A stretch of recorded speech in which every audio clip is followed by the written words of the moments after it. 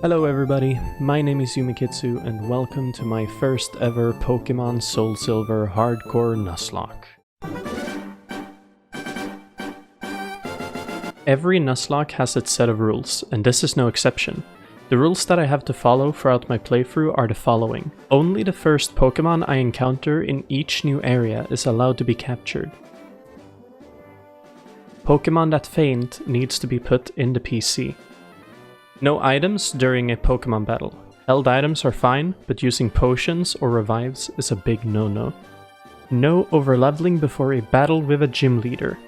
That means my Pokemon have to be equal level or below that of the Pokemon with the highest level in the next gym leader's party until I battle them. Battle mode has to be switched to set mode. And if all my Pokemon faint in the same battle, I have to reset back to the start of the game. I am also playing with the dupe claws and the shiny claws. Pause here if you'd like to read up on those. And of course, I must also nickname all my Pokemon that I capture. So without further ado, let's begin. We start off by being greeted by none other than Professor Oak himself. He tells us about these weird looking creatures called Pokemons, and then desperately begs us to reveal our gender so that he can't be cancelled on Twitter for referring to us with the wrong pronouns. I go ahead and select boy and name myself Yumi. We get shrunk down to the size of a marketable plushie and find ourselves in a room which I can only assume is my own. Otherwise, I think I just got the any % world record for committing a home invasion. Like the true gamer I am, the first thing I do is check out the games on the laptop in the middle of the room. We quickly find out that this isn't my room, as there are no games on the laptop, but instead an overly enthusiastic message from someone called Lyra. I head downstairs to find out that I am not arrested, but instead told to go speak to some guy called Professor Elm. I didn't ask any questions, and I go out to find this Elm guy. He tells me to pick 1 out of 3 Pokemon, and Twitch chat decides that I should go with Totodile. Welcome to the Team Crocs. I get told to meet up with a guy named Mr. Pokemon a bit north past Cherry Grove. On my way there, I find my first encounter. But since I don't have any Pokeballs yet, the Nuzlocke technically hasn't started. So this Pidgey here is not my first encounter. I reach Cherry Grove and get stopped by an old man who shows me around town and then gives me some running shoes. I accept the gift of this kind stranger and move on to find Mr. Pokemon where Elm told me he would be. It just so happens that Professor Oak, which talked to us in our fever dream earlier, is also here, and he gives me a Pokédex to help me on my journey.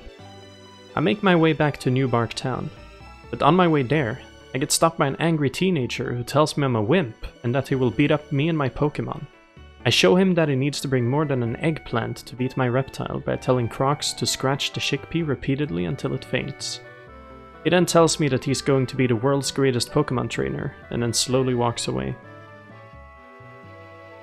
I finally manage to get back to Elm, and oh well. I guess my crimes finally caught up to me after all. Take me away, officer. So excited! It was all a misunderstanding. Apparently the angry teenager had stolen the eggplant, and the cop thought that I was the one who did it. They asked me if I managed to catch the name of this boy, and it just so happens that in my Twitch chat, there was someone who fit that role perfectly. None other than Marbo himself. With that out of the way, we get our first Pokeballs from Lyra, and the Nuzlocke starts for real. Our first encounter on Route 29 is a level 2 Pidgey, which I go ahead and name Brid. I then go over to Route 46 and find a Geodude which I name Dwayne, for no particular reason. My third encounter is a Weedle on Route 30, which I name Weed.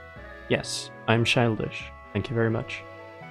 There are 2 more available encounters before Violet City, and I also encounter my first major issue. Because I'm playing this game on an emulator, some graphical problems can occur, and this is one of them. Apparently all caves that are dark are pitch black, but that's fine. All I gotta do is stay away from dark caves, and I'll be fine, right? I finish the encounters before Violet City by getting a Zubat from Dark Cave that I name Battery. I wait with my encounter on Route 31, thinking that I'll get a Bellsprout from Sprout Tower later, but instead I encounter a Rattata. Now sadly, I had forgotten to stock up on Pokeballs beforehand, and with only 1 Pokeball left in my bag, the Rattata didn't get caught. I accept what had just happened and go to a store to buy more Pokeballs. hoping that such a mistake will never happen again. I go back to Route 31, capture a Bellsprout that I name Basil, and then finish my encounters before the first gym by getting another chance at a Rattata on Route 32. This time I had enough Pokeballs, and I name it Guts, hoping that the name will get transferred to the ability. But unfortunately it didn't work, as this Rattata had the ability Run Away. On my way up the tower, we evolved to Kakuna, and then shortly after evolved into Beedrill. I beat the old man on top of Sprout Tower, but my Pidgey gets overleveled from the fight and cannot participate in the upcoming gym battle. The old man then barely avoids jail by giving us the only acceptable form of a flash, a TM. And with that out of the way, I box Brid and move on to face the first gym leader of this challenge, Falkner. I lead with Dwayne, as he has Rock Throw which can easily deal with both of Falkner's Pokemon. Pidgey hits me with a Sand Attack which lowers my accuracy, but Dwayne pulls through and one-shots the Pidgey. Next up was the ace of Falkner's team, Jodo. He goes for a Gust, and I miss my first Rock Throw. Jodo barely left a mark on Dwayne, but on the second Gust, he landed a crit, leaving me at 21 HP. Thankfully, the second Rock Throw hits, and does well over half. All I got left to do is land one more Rock Throw, and it's GG. Another Gust lands and brings me down to 16 HP, while Dwayne misses yet another Rock Throw. Looking back at it now, I realize I should have stayed in for one more turn, as a crit most likely wouldn't have taken out Dwayne. But I decide to switch to Crocs to deal with the situation instead. Crocs tanks a Gust fairly well, and after a second Gust to the face, Crocs has had enough. He retaliates with a bite to finish off Pidgeotto, and with that, the Zephyr badge was mine. Once I get outside of the gym, my phone starts to ring. It's Professor Elm, and he wants me to go meet up with one of his assistants over at the Pokemart in Violet City. I head over there, and he gives me breakfast in the form of an egg. Finally! I was starving! After I leave the Pokemart, I get harassed by a Shrine Maiden who recognizes my breakfast and claims that the egg is important and I should take good care of it for her. I shrug her off and she spins to assert dominance. I have no other choice but to listen to her request and go a bit longer without any food. On my way towards Cecilia, I head into Union Cave and decide to fish for my next encounter. And with an 85% chance of appearing, I find a Magikarp, which is considered an incredibly valuable Pokemon in any Nuzlocke due to its early evolution into Gyarados along with the ability Intimidate. But as the level cap is not 20 or above, it's pretty useless to me for the time being. I go ahead and name the Magikarp Dog, which is God spelled backwards. Outside the cave, on Route 33, I decide to hold off on capturing any new Pokemon, and instead wait until I get the move Headbutt for a chance at a Heracross from a tree here. This is also the route where we stumble upon Team Rocket for the first time. It seems like they are up to no good in the Slowpoke well, and after explaining the situation to this old man named Kurt, he then decides to beat up Team Rocket with his Fists of Fury, and that gives me access to enter the well. I easily beat up all of the Team Rocket Grunts and Executive Proton inside of the well, and save all the Slowpokes from having their tails chopped off and sold on the black market. I also go ahead and capture a Slowpoke inside of the well, which I name Pink Lizard. If you ever question these names, then blame Twitch chat for the decision making. While grinding some levels in Slowpoke well, my egg hatches into an egg. I'm not sure if that's something that should be possible, but here we are. I name the egg Kel and then continue leveling up my team to prepare for Bugsy. But as I was just minding my own business killing Zubats and Slowpokes for fun, a shiny appeared. I had already captured a Zubat before, but as my rules state, I am allowed to capture any shiny that I find along the way. I named the shiny Zubat AAA Batter, unfortunately the last letter couldn't fit, and I switch out my battery for AAA Batter. It was now time to face off against the second gym leader of this challenge, Bugsy. I lead with Dwayne as Bugsy throws out Cypher. He goes for a U-turn which deals way more damage than I anticipated, but I end up one-shotting the Metapod with a Rock Throw. 1 down, 3 to go. He then switches back into Cypher, and since he still has 2 Pokemon in his team, I know that if he goes for a U-turn, I cannot kill the Cypher with Dwayne anymore. Reluctantly, I switch into Weed to tank the U-turn, and even if it's not very effective and didn't crit, it leaves me with just a bit over half of my HP remaining. This Cypher was not to be taken lightly. As the Kakuna comes out, I decide to switch back into Dwayne. knowing that Kakuna will most likely go for a poison sting. As long as the poison sting doesn't apply poison, I'll be in a good spot. But unfortunately, even if it only did 1 damage as a crit, Dwayne got poisoned. This was bad news, as now I cannot tank another U-turn from Cypher without losing Dwayne. After destroying the Kakuna with a rock throw, the biggest threat has nowhere left to hide. I switch into Crocs, hoping that he will be able to tank a U-turn fairly well.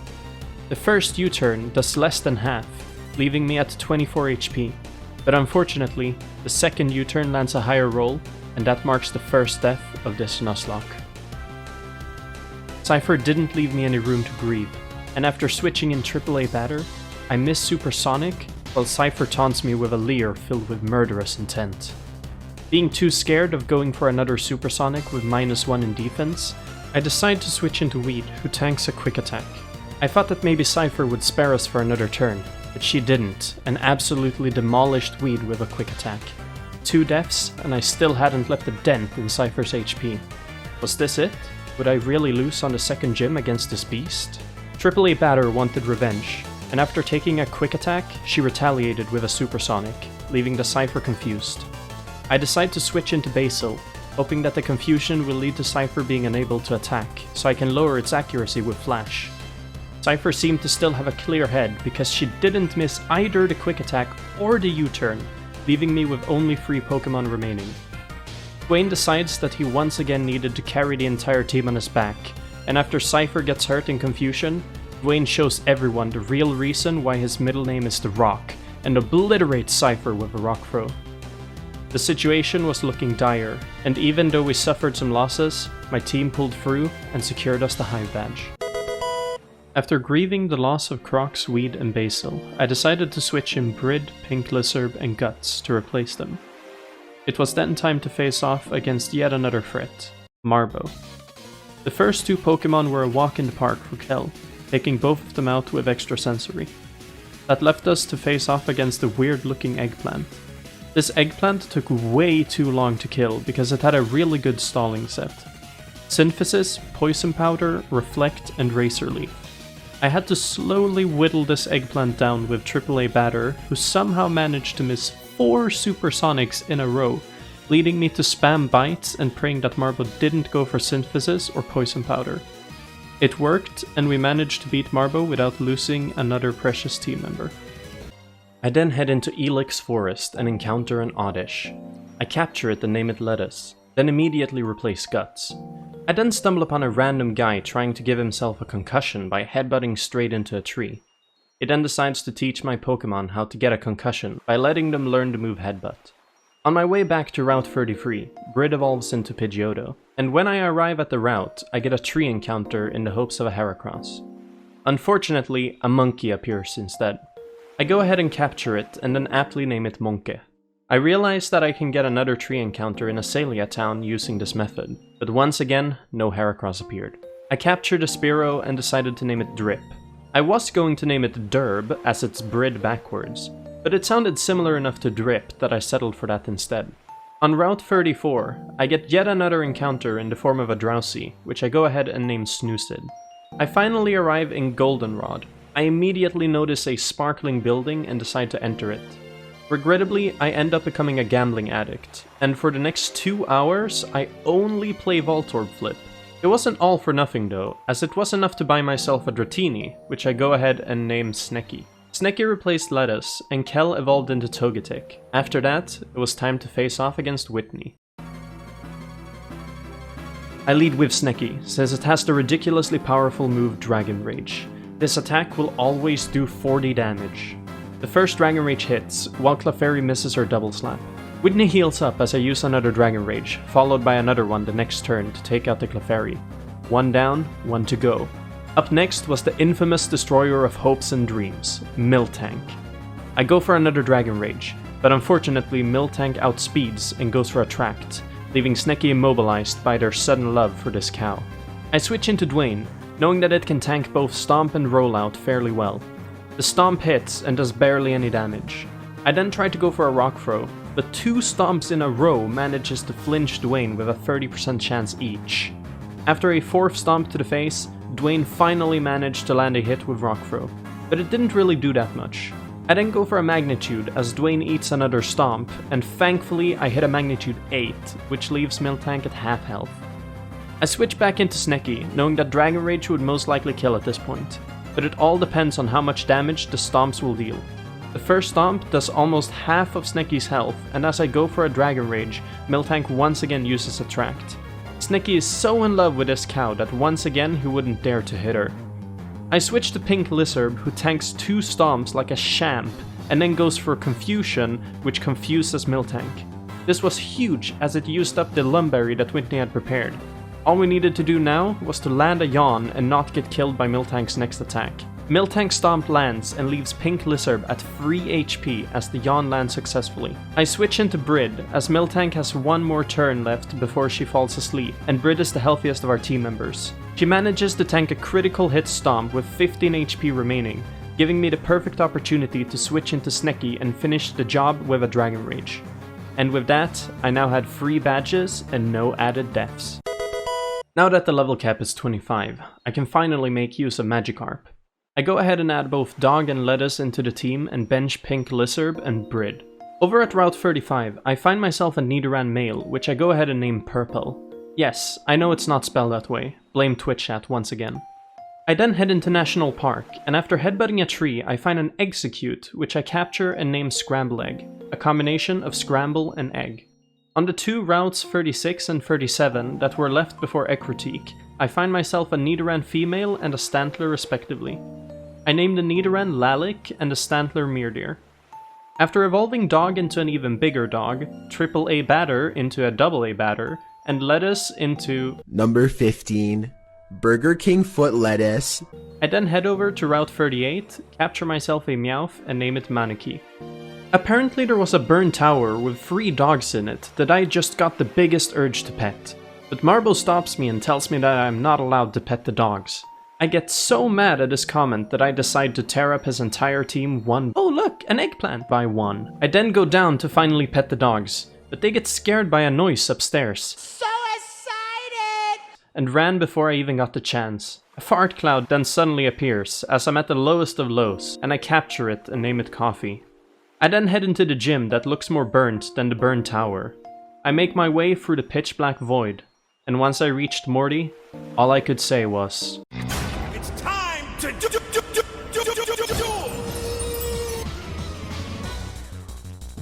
I lead with Kel against Morty's Ghastly. He goes for a mean look.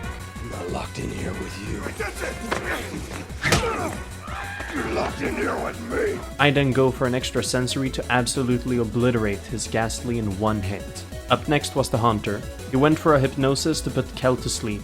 But since the Ghastly died earlier, the mean look effect was no longer active. This meant I could switch over to Dog, which made Nightmare miss as it only hits a sleeping Pokemon. And after outspeeding, I land a Bite, which one-shots the Hunter without any issues. Morty's third and most dangerous Pokemon was a Gengar. Gengar hits Dog with a Shadow Ball that deals respectable damage, as well as dropping my special defense. I go second, and Bite does a bit more than half. Unfortunately, since I didn't outspeed, I didn't want to risk anything with a -1 in special defense. So I switched back to Kel, which is immune to the Shadow Ball. After realizing that Gengar only had Sucker Punch to hit me with, I spam Charms until I wake up, and thanks to the Hypnosis missing, Kel took out the Gengar easily. The last Pokemon was another Hunter, who didn't seem to have learned from the Ghastly, and with a final extra sensory, the battle was won. With the Fog Badge secured, we were halfway to the Elite Four.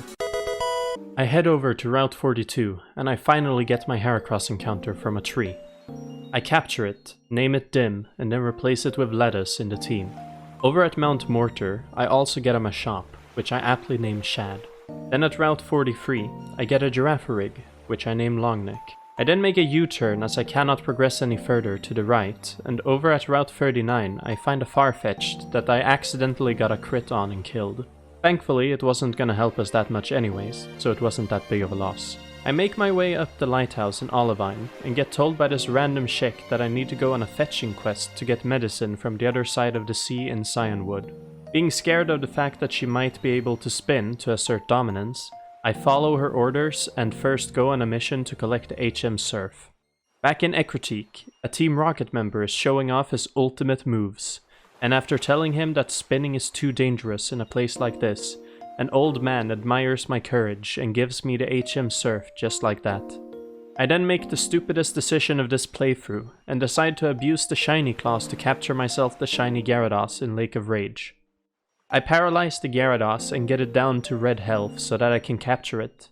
Unfortunately, I then proceed to not capture it with 7 Great Balls in a row, each having an approximated 40% chance to capture the Gyarados. This leads to the Gyarados killing Dim with a Dragon Rage followed by a Twister, and also killing Dwayne with a Bite crit. I had no choice but to accept defeat and run away from the shiny Gyarados, having lost both our oldest and newest team members. I add Scrambleg and Shad to the team, meet up with Lance, and together we head into the Team Rocket hideout to take care of some radio signals or something. This is where I stumble upon the greatest trainer of them all, Scientist Greg. I have 2 underleveled Pokemon in my team, and I am about to face off against 3 Magnemites that know Thunder Wave, Thunder Shock, Sonic Boom, and Supersonic. Dratini gets paralyzed, but manages to take out the first Magnemite after some struggling. Afterwards, Dog gets paralyzed by a Thunder Shock, followed by Kel being paralyzed by a Thunder Wave. AAA Batter manages to take out the second Magnemite, and then all that was left was the third one. AAA Batter gets paralyzed by a Thunder Wave and confused by a Supersonic, but somehow manages to land a Confuse Ray which confused the Magnemite as well. I then switch into Scrambleg to get rid of the confusion and try to hit Hypnosis. Unfortunately, I miss 2 Hypnosis in a row, and then after switching into Dog, since he survived the Thunder Shock fairly well last time, he then gets struck by Almighty Zeus in the form of a critical hit, taking him out. Snecky then pulls through and finishes the fight with a Surf. That was a tough loss though, and I really needed to get a good team again. I replaced Dog with Purple, evolve it into a Nidorino and then a Nidoking, shortly followed up by AAA Batter reaching maximum capacity and evolving into a Crobat. Then after some more level grinding, Snecky evolves into Dragonair. I then rethink my decision on having Scrambleg on the team and replace it with Snoocid that I evolve into Hypno, followed by Shad evolving into Machoke. Now that I was back to having a solid team, I head into the Team Rocket hideout and beat up all the trainers there, then capture one of the 3 electrodes that I can pick from, name it Pokeball, and free the rest of them. With that out of the way, I head over to Cyanwood to get medicine for the sick Ampharos in the lighthouse. On the way there, I capture a Tentacool and name it Squidward. Now it was time for the 5th gym, and after stopping Shuck from taking a shower, he releases his anger on me by challenging me to a battle. Chuck starts off with a Primeape as I lead with AAA Batter.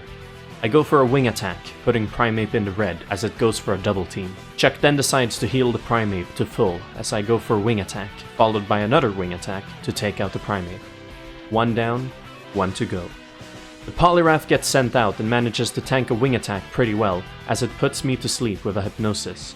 On the next turn, AAA Batter sleeps as Poliwrath hits a Body Slam, dealing little to no damage. On the next turn, I manage to wake up and go for another wing attack, which puts the Poliwrath in the red, but it gets healed to almost half with a Citrus Berry. He then hits me with a Surf, putting AAA Batter at 54 health remaining, but all I needed was just 1 more wing attack, and the Poliwrath was down. This was by far the easiest battle we've been through up till this point, but I took the badge without complaining. Outside the gym, I get the HM Fly from a kind lady, and then get myself Shucky the Shuckle from a random guy in a house. But let's not forget the main reason why I went here in the first place. I head over to the pharmacy to get medicine for Ampharos, and after flying back to the lighthouse, Jasmine is delighted to see our mission was a success. With praise from the gym trainers in Olivine, I walk up to Jasmine, and the battle begins. Jasmine leads with Magnemite as I send out Purple. I go for a double kick which almost one-shots the Magnemite as it goes for a Supersonic to confuse Purple. After she heals back up to full, I manage to land another double kick through the confusion, leaving the Magnemite in red yet again. And with another double kick landing, I had successfully taken down the first Pokemon. Up next was a Steelix, a formidable foe. I snap out of the confusion and go for a double kick, but then quickly realize that physical attacks aren't gonna leave a scratch on this monster. Steelix whips up a sandstorm, turning the field into the Sahara Desert.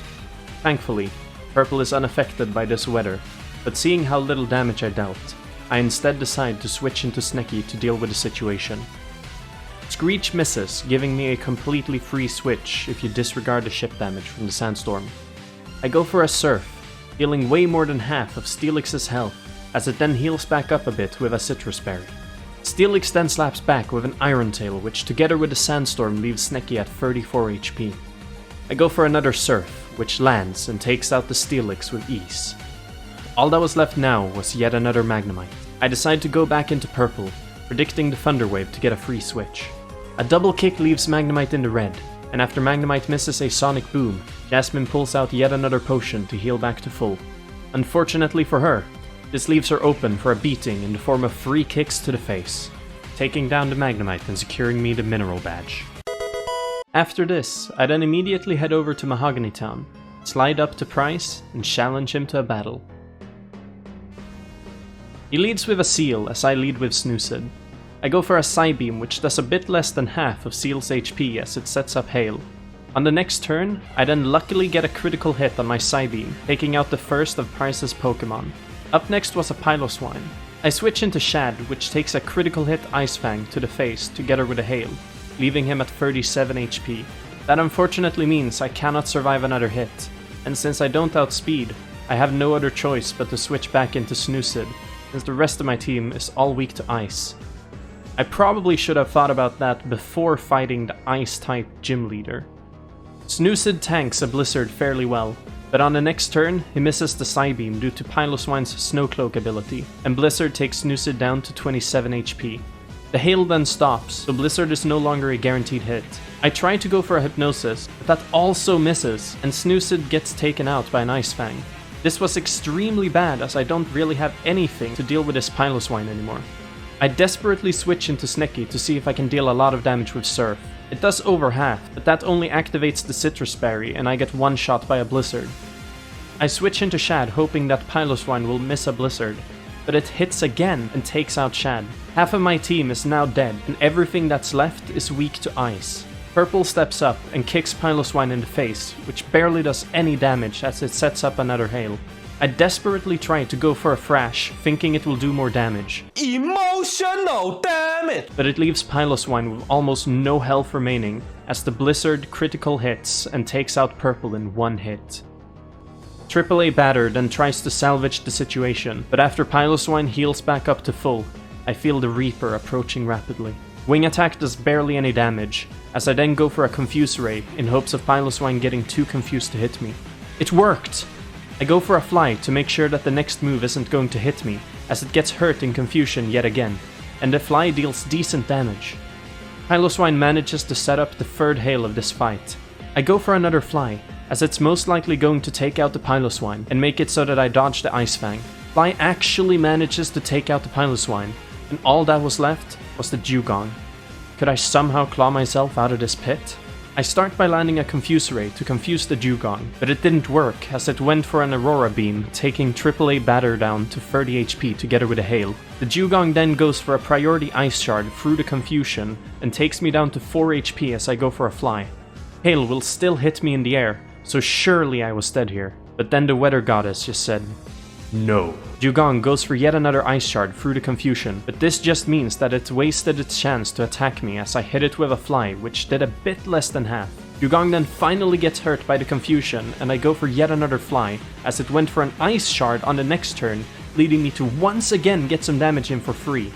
I knew that Price was gonna heal up the Dewgong now that it was in the red, so I switch into Kel cause it has Ancient Power.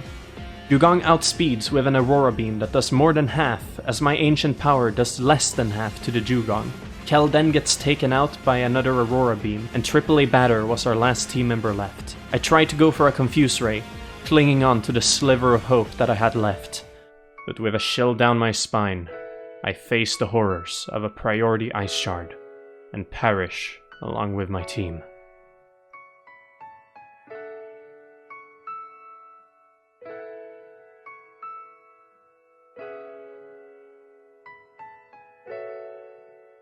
I start up a brand new adventure, and this time get myself a Cyndaquil that I name Burn Boyo. Since the majority of the time in the previous attempt was spent grinding levels, and I was still under-leveled for a lot of it, I decided to instead use rare candies right before a gym battle to get to the appropriate level cap. The first major roadblock in this attempt was yet again the Bugsy fight. I start off with a Zubat to spam wing attacks. The 2 quick attacks take Chansey out thanks to a high roll on the second one. I then switch into Reinhardt, the Pidgey, to do some damage with Gust. But after Cypher went for 2 Leers, the quick attack following that obliterated poor Reinhardt. Burn Boyo comes out next, and I go for a quick attack, since I thought Cypher would go for a U-turn. I did like no damage, and the next turn Bugsy heals up to full. Burn Boyo takes a lot of damage from a quick attack on the next turn, and I go for an Ember, which thankfully burns the Cypher as well. I then switch out to Dwayne 2, the Geodude, and sweep Bugsy's entire team with Rock Throws. The second major roadblock was Whitney. The first Pokemon was a Clefairy, who managed to hit Burn Boyo with some slaps, but was easily taken out by 2 Embers, together with some burn damage. When Miltank came out, I switched into Onion, the Oddish. A Stomp from Miltank takes Onion down to half, and then a Stomp on the second turn makes her flinch, which made my strategy of taking away the Lumberry fail. Dwayne 2 then comes out to tank a Stomp, and then gets attracted on the next turn, but manages to use a Magnitude that barely did any damage. Dwayne then gets flinched 2 turns in a row by the Stomps, but manages to hit 2 Magnitude 7s on the turns following. Dwayne's health is now in the red, so I switch over to Joey SR, the Rattata, who unfortunately gets critted down to 5 HP immediately. I go for a Sucker Punch hoping it will kill, but it just puts Miltank into heal range, and Joey SR gets slammed. I then misclick and accidentally switch over to Ruru the Beedrill. I hit a Twin Needle that does no damage, and then switch over to Snex the Ekans, that was the actual Pokemon I wanted to send out in the first place. After Snex tanks 2 Stomps, he then manages to land a Screech, taking Miltank's defense down by 2 stages. I decide to sacrifice Snex to get a free switch in, as Miltank goes for a rollout, which leaves Snex at 1 HP, which leads me to get a second Screech off. I think this next part is better seen in its original clip. Now, alright, hear me out. There is a chance that the rollout misses. What? What?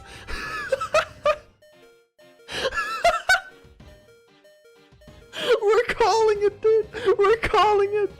Let's go. Let's go. Snakes, my boy. You're not getting sacked today. You're not getting sacked today. You deserve to live, my guy. You deserve to live. Ruru then unfortunately didn't get to capitalize on the defense drops, as it gets flinched by a Stomp and then taken out the next turn. I finish off the fight with 3 quick attacks from Burn Boyo. And oh boy, that was a roller coaster of emotions. We were now all the way back to Price, and together with my team, consisting of Burn Boyo the Quilava, Harjes the Heracross, Shed the Machoke, Squidward the Tentacruel, Boomer the Electrode, and I don't know, the Magneton, we were thirsty for revenge. I lead with Boomer and go for a Charge Beam that boosts my special attack as the Seal goes for an Icy Wind that lowers my speed. I still outspeed on the next turn and manage to take out the Seal with another Charge Beam. 1 down, 2 to go. Up next was the Piloswine. I decide to set up a light screen to lower the damage of its Mud Bomb. I then switch into Squidward as Piloswine sets up a Hail. Surf then misses thanks to the Snowcloak ability, and I tank a Mud Bomb fairly well. I manage to hit a Surf on the next turn and almost take the Piloswine down into red as it heals back up to half with a Citrus Berry. Squidward then unfortunately gets hit by a critical hit Mud Bomb, dealing an absurd amount of damage, and takes down Squidward together with a Hail. Now filled with even more rage for this Piloswine, I switch into Shed, tank a Blizzard like a champ, and KO this Furball with horns using a Vital Throw. The last Pokemon to take out was a Dugong. I switch into I don't know, who tanks an Aurora Beam easily, and then goes for a Thundershock dealing half of Dugong's HP. Another Aurora Beam gets eaten up, and with a final Thundershock, the 7th gym badge is finally mine. After the gym, I switch up my team to have Parasol the Gyarados, Dwayne 2 the Graveler, and Kel the Togetic instead of Tentacruel, Machoke, and Electrode. As well as Onion instead of I don't know. I then head back to Goldenrod, and since I didn't gamble for a Dratini this time around, I instead go over to Bill and get myself an Eevee that I named Vui. It also seems like some Team Rocket members have taken over the radio tower here, so I head underground to get dripped out the wazoo by a random grunt. I then go back to the radio tower and get caught red-handed by none other than Marbo but with an added B, This leads to me having to battle the grunt rather than sneaking past him, and then Marbob just rudely leaves afterwards because he apparently has more important business to attend to. After battling my way up the radio tower, I reach the director that happens to be Petrol in disguise and challenge him to a battle. I lead with Kel and one-shot the first coughing with an extra sensory. The wheezing comes out and outspeeds with a critical hit sludge, taking Kel down to 56 HP as I go for yet another extra sensory that almost takes it out. Petrol then decides that he's not going down without taking out at least one of my Pokemon and goes for a freaking explosion to take out Kel. Parasol then comes out to take revenge by obliterating the rest of Petrol's coughings using Surf. I put Cannon Kid on the team instead of Kel, and move on to defeat Marbob and all the Team Rocket executives to get myself the silver wing from the real director this time. After heroically saving the day, I then go over to Route 44, capture myself a Weepinbell named Weeb, and then head into Ice Path Cave, where I thankfully find myself a Swinub named Lil Nub. It was now time to prepare for the Claire fight. I start off by evolving Lil Nub into Mamoswine, and run back and forth in Goldenrod for Vui to get enough friendship so it evolves into Umbreon. I then switch out to more Pokemon, making my team consist of Vui the Umbreon, Finns the Weezing, Lil Nub the Mamoswine, Parasol the Gyarados, Weeb the Weepinbell, and Boomer the Electrode. After puzzling my way through the gym, it was now time to face off against the 8th and final gym leader of Jodo, none other than Claire herself.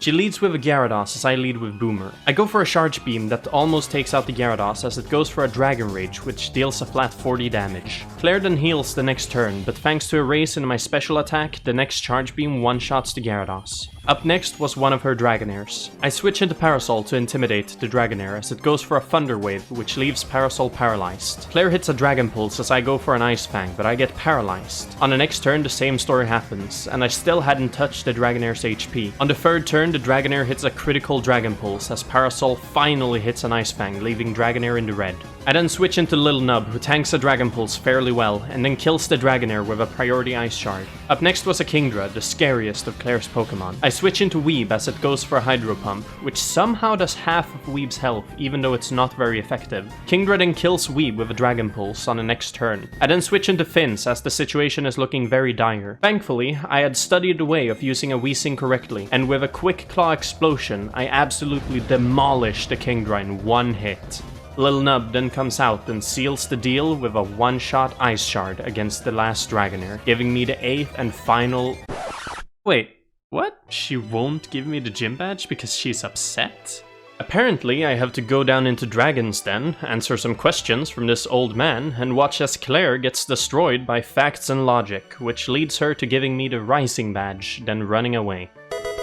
The old man then quickly switches the topic to Lugia and tells me to go to Whirl Islands to find it. Back outside, I get stopped by Claire, who decides to give me the TM for Dragon Pulse, and also tells me to go back to New Bark Town if I want to head over to the Pokemon League. Before I leave to do anything, I open up a slot in my party and decide to get the Extreme Speed Dratini from the old man in Dragon's Den, which I name Wormy. After going over to Cyanwood, I decide to head into Whirl Islands in search of the elusive Lugia. But if you remember from way back in the beginning when I visited Dark Cave, this is where that problem couldn't be avoided, as I needed to find Lugia to continue the story. I decided to watch a tutorial on what path I needed to take to find Lugia, and then create the optimal path using echolocation to know where I was.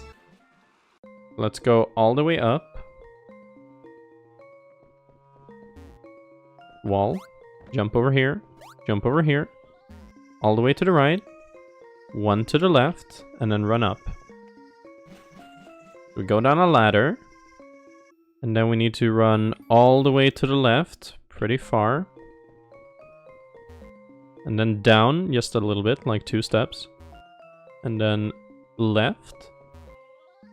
Beautiful. So we need to run all the way down. And then like 3 steps to the left, or right, I mean, sorry. And then 2 down.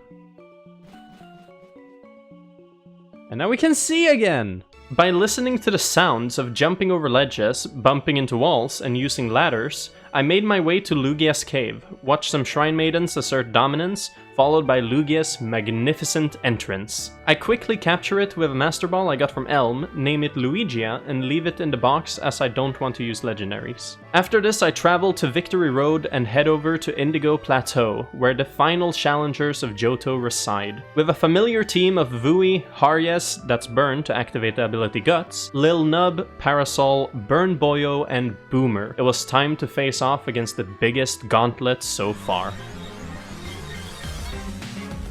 First up was Will, the Psychic-type Elite Four member. He started with Satu, as I started with Lil Nub. I go for an Ice Shard, which almost takes it out immediately, as Will retaliates with a Psychic, dealing respectable damage. On the next turn, Satu got healed up with a full restore, but then taken down into red again as I finish off the Satu with a third Ice Shard. 1 down, 4 to go. Up next was a Slowbro. I did not want to tank a Water Pulse from this thing, so I switch into Parasol to eat up the Water Pulse, and then switch into Vui thinking that Slowbro might go for a Psychic, but it instead went for an Amnesia, boosting its special defense by 2 stages. I go for a Feint Attack, which deals about 1/3 of Slowbro's health, as it goes for yet another Amnesia. The second Feint Attack almost takes the Slowbro into red, as it uses Curse to lower its speed, but boosts its attack and defense. The third Feint Attack might not kill because of the defense boost, but thankfully, Vui landed a crit, taking the Slowbro out. Will's third Pokemon was an Exeggutor. I switch into Burn Boyo as it sets up a Reflect for its entire team, making physical attacks deal way less damage. I then burn up the Palm Tree with a Choice Specs Flamethrower, one-shotting it easily. Jinx then comes out and immediately faces the same treatment as Exeggutor. The last Pokemon in Will's team was another Satu. I switch into Vui, predicting the Psychic, as we both go for a Confuse Ray to confuse each other on the next turn. Reflect wore off this turn as well. Satu manages to land an Aerial Ace through the confusion, as Vui gets hurt by it instead. But with an Uno reverse card on the next turn, Satu should be taken out with the next Feint Attack, even with the healing from the Citrus Berry. Unfortunately, I get hit by an Aerial Ace and Confusion combo again. Satu snaps out of Confusion and takes Vui down to 71 HP, as I snap out of it as well, but just barely didn't deal enough damage to take it out. Will then healed up with yet another full restore, but was taken out by the next 2 Feint Attacks. 1 Elite Four member was down, and 3 more were standing in my way. The second Elite Four member was none other than Koga, a masterful ninja mainly using Poison-type Pokemon. First up was an Ariados, who got sliced like butter from Haryes' Aerial Ace. The second Pokemon out was the Crobat. I switch into Parasol to intimidate it as it hits me with a Wing Attack. Crobat then goes for a double team on the next turn, but Ice Fang still manages to land, taking it down to half health. Parasol tanks yet another Wing Attack, and with perfect accuracy hits 1 more Ice Fang, which unfortunately low rolls and doesn't take out the Crobat. Thankfully, the Crobat healed enough with the Citrus Berry so that Koga wouldn't use a full restore, and with another Wing Attack to the face, Parasol manages to hit the 3rd Ice Fang in a row, taking out the Crobat. Fortress was up next, and this thing had Explosion. I switch into Burn Boyo as it sets up Toxic Spikes, and then one-shot the Fortress with a Choice Specs Flamethrower. Up next was Muck. I switch into Lil Nub, who gets poisoned by the spikes, and then tanks a Gunk Shot, which still did pretty good damage for being not very effective. On the next turn, Lil Nub outspeeds and one-shots the Muck with a super effective Earthquake. Koga's last team member was a Venomoth. After switching into Burn Boyo and tanking a Psychic, I flambe the Venomoth with a Blast Burn. 2 Elite Four members down, and 2 members to go. The third Elite Four member was Bruno, a formidable fighting-type user. I lead with Haryes against Bruno's Hitmontop and immediately one-shot it with an Aerial Ace, followed by Hitmonlee, who gets absolutely destroyed by an Aerial Ace as well. Bruno's third Pokemon was a Hitmonchan, who suffered the same fate as the rest of the Hitmon family. The Onyx was out next, but not for long, as a Karate Chop to the face takes it out in 1 hit yet again. Bruno's final Pokemon was a Machamp, and with a Black Belt, Guts, Stab, Close Combat. It never stood a chance. Haryes single-handedly took out Bruno, leading me to the 4th and final Elite Four member, the nightmare of any retail worker, the never satisfied, massively entitled Manager Menace, Karen. I yet again start with Haryes, who karate chops the Umbreon faster than any Kung Fu master could ever do. Murkrow comes out next as I switch into Lil Nub to predict the Pluck, which would have taken out Haryes if it managed to land a crit. I decided to stay in and go for an Ice Shard, which one-shots the Murkrow. The third Pokemon out was a Houndoom. I switch into Parasol to intimidate, but it goes for a Dark Pulse, taking me down to 2/3 HP. On the next turn, I go for a Waterfall, which crashes down on the Houndoom and taking it out. The second last Pokemon was a Vileplume. I decided to stay in and go for an Ice Fang, which lands and somehow manages to freeze it, making the Vileplume useless. I then used this opportunity to set up 2 Dragon Dances to prepare for the Destiny Bond Gengar, and then take out the Vileplume with another Ice Fang. Karen's last Pokemon was the Gengar, and with a double Dragon Dance Waterfall, all of the Elite Four members had been taken out without any casualties. It was now time to face off against the champion of Jodo, a true master of skill and abusing Dragon-type Pokemon in the form of 3 Dragonites in the same team, none other than Lance himself. I lead with Boomer against Lance's Gyarados. I go for a Charge Beam, almost taking the Gyarados out as it lands a Waterfall, dealing a lot of damage, but gets paralyzed thanks to Boomer's static. I know Lance is going to use a full restore, but since I outspeed, all I had to do was hit 2 Charge Beams in a row, and the Gyarados was taken out. 1 down, 5 to go. Up next was one of the 3 Dragonites. I switch into Parasol, predicting the Fire Blast, as well as lowering its attack with Intimidate. Parasol then outspeeds and almost takes the Dragonite into red with an Ice Fang as it heals up with a Citrus Berry to half health. Dragonite then hits an Outrage, taking me down to 78 HP. I decide to just go for it and land yet another Ice Fang, taking out the scariest of the 3 Dragonites. Up next was an Aerodactyl. I switch into Little Nub, predicting the Thunder Fang, and take the Aerodactyl down to red with an Ice Shard on the next turn, as it goes for a Rock Slide. Lance didn't go for a heal on the next turn and gets taken out by another Ice Shard. The 4th Pokemon in Lance's party was a Charizard. I once again switch into Parasol, expecting the Fire Fang. I hit a Waterfall, which leaves Charizard with a sliver of health remaining, as it brings me to 42 HP with an Air Slash on the next turn. Lance heals up to full, and I hit another Waterfall, leaving the Charizard in the red again. I then get outplayed so hard by Lance actually switching out his Pokemon and letting Dragonite tank a Waterfall. Thankfully, I hit a critical hit on the Waterfall and managed to take out the Dragonite with an Ice Fang on the next turn. Lance now only had 2 Pokemon left. He decides to bring out the last Dragonite, and I almost one-shot it with an Ice Fang as it lands a Thunder Wave on me, leaving Parasol paralyzed. I stay in as Lance heals up to full once again, and hit another Ice Fang through the paralysis. Dragonite then hits me with a Hyper Beam, taking me down to 50 HP as Parasol hit every single Ice Fang without any failure throughout the entire Elite Four gauntlet, taking out the Dragonite. Lance's coward Charizard finally showed up again. I switch into Vui as Lance uses yet another full restore. I tank Air Slashes from this Charizard like it's no big deal and set up a Confuse Ray, followed by a Shadow Ball which takes the Charizard's special defense down by 1 stage. One more Shadow Ball lands and takes his special defense down even more. Charizard then snaps out of the confusion and flinches Vui with an Air Slash. Thankfully, Charizard then misses an Air Slash on the next turn as I hit a 3rd Shadow Ball. I then decide to show Lance just how overrated Charizard is by using Burn Boyo, the fire starter of Jodo, who is an exact replica to Charizard's base stats, and take it out with a final Blast Burn to seal the deal. And with that, we had completed the Nuzlocke challenge, avenged all our fallen comrades, and become the new champions of Jodo. But something was off. I felt a chill like never before. It was like something, or someone, was waiting for me. I had overcome what I thought was the greatest challenge, but this felt like it was on a whole nother level, and I just had to get to the bottom of it. I went on a journey through Kanto, getting some new allies, beating gym leaders, and unfortunately losing Onion the Gloom, Wormy the Dragonair, Dwayne 2 the Graveler, and Will the Satu. But I had to press on. Janine, Lieutenant Surge, Brock, Misty, with every gym leader defeated, I felt the chill growing. I knew I was on the right path. Sabrina, Erica, Blaine, and finally, Blue. I thought this would be it. I thought I would finally get rid of this horrible feeling that's been haunting me throughout Kanto. I thought it would finally be over after I beat Blue, the pinnacle of Kanto's gym leaders, the best of the best. But it didn't disappear.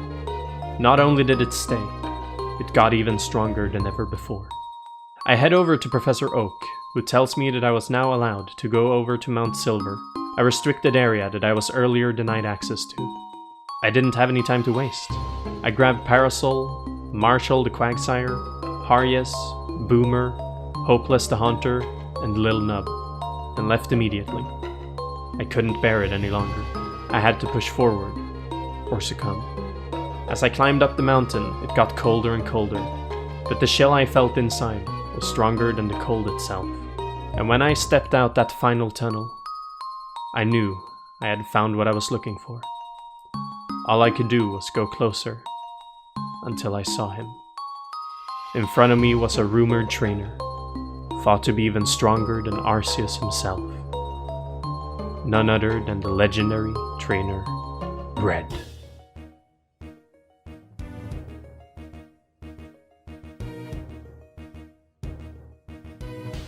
First up was Pikachu against Marshall. He gets hit by an Iron Tail from the Pikachu, which doesn't deal that much damage as I set up a Rain Dance. Another Iron Tail hits and manages to crit and also lower my defense, bringing Marshall down to 71 health. I thankfully hit the Yawn and then decide to switch into Parasol, who tanks the next Iron Tail really well. I then switch back into Marshall as the Pikachu is asleep and manage to one-shot it with an Earthquake. Up next was the Venusaur. I switch into Parasol as it goes for a Giga Drain, taking me down to 150 HP. I go for an Ice Fang, which deals a bit less than half as the Venusaur deals massive damage with a Sludge Bomb. I then switch into Little Nub, who tanks the next Sludge Bomb and unfortunately gets poisoned in the process. I go for a priority Ice Shard that doesn't deal enough damage to take out the Venusaur as it kills Little Nub with a super effective Giga Drain. I then switch back into Parasol and avenge Little Nub with an Ice Fang, taking out the Venusaur. 2 down, 4 to go. Snorlax was the next of Red's Pokemon. I switch into Hariyas, who tanks a Crunch from the Snorlax. I then go for a close combat on the next turn and one-shot the Snorlax. I had now taken out half of Red's team, but it was far from over. Charizard comes out next. I switch into Marshall, who tanks a Flare Blitz, followed by a Dragon Pulse on the next turn, which unfortunately takes him out. I then switch into Hopeless and go for a Destiny Bond, as the Charizard doesn't take out Hopeless with an Air Slash. But with a Destiny Bond on the next turn again, Hopeless gets taken out by a Dragon Pulse, and now Red only had 2 Pokemon left. I switch into Boomer as Red switches into Lapras, and I go for a Charge Beam, which thankfully raises my special attack, but then I get hit by a Blizzard, which almost takes me out in 1 hit. I go for yet another Charge Beam that almost brings the Lapras down into Red, but it went for a Brine, which takes out Boomer. It was now a 2 versus 2 left. I switch into Hariyas and kill the Lapras with a Brick Break. All I had left to beat was the Blastoise. It goes for a Blizzard that misses, as I go for a close combat, which brings down the Blastoise to a pixel of health remaining. Red then heals up on the next turn as I go for yet another close combat, which just barely misses the kill once again. Red heals up for a second time, and a third close combat rolls lower than the previous ones, but still almost takes out the Blastoise. Arias was gonna die the next turn to burn damage, but all I could do was watch as Red heals up for the 3rd time, and then I barely missed the kill with yet another close combat. All I had left was Parasol, with 75 HP remaining. Red heals up for the 4th time in a row, as I go for a Waterfall that does almost no damage. Blastoise then goes for a Blizzard that misses once again, and I go for an Ice Fang hoping for a freeze or a miracle to happen. Blastoise hits a Blizzard on the next turn, leaving Parasol at 3 HP remaining, as I go for a Waterfall because it did a little bit more damage than Ice Fang. Blastoise goes for a Focus Blast on the next turn, which misses, as I once again hit a Waterfall, putting Blastoise below half health. But unfortunately, Blastoise couldn't keep on missing forever, and with a final Flash Cannon, it was all over.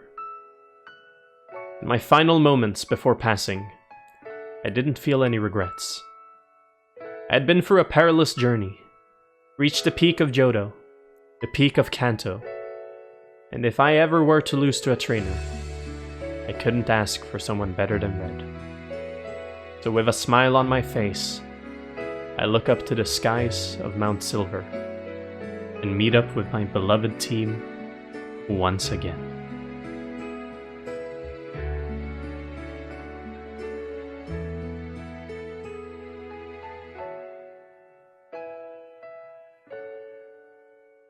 Thank you all so much for watching. I know this video was insanely long compared to the usual length of my videos. This was basically a condensed version of 12 3 to 4 hour long streams, and I hope that it was somewhat enjoyable if you sat through it all the way to the end. This was definitely a learning experience for me, as I've never tackled an editing project this large before. I now know to write the entire script before editing any parts of the video, as you probably heard multiple versions of my voice throughout. My voice at the start was not very confident and a bit monotone at times, but I managed to find a more suitable voice towards the middle and the end of the video. I decided to keep the voiceover at the start of the video as a bit of a character development, and also a reminder to myself that this is what it sounded like when I first tried out commentary style videos. This took me an insane amount of hours to edit, with the script alone being 24 A4 pages and over 10,000 words long. So if you enjoyed it, please consider dropping a like or a subscribe to keep up with my future uploads. I really appreciate it. I don't want to drag this on for much longer, but lastly, I wanted to thank Mia, TomTom, Ace, Lily, Villy, and Marbo for not only giving me feedback on some parts of the video, but also supporting me and being excited for something that I put effort into making. I hope I didn't let any of you guys down.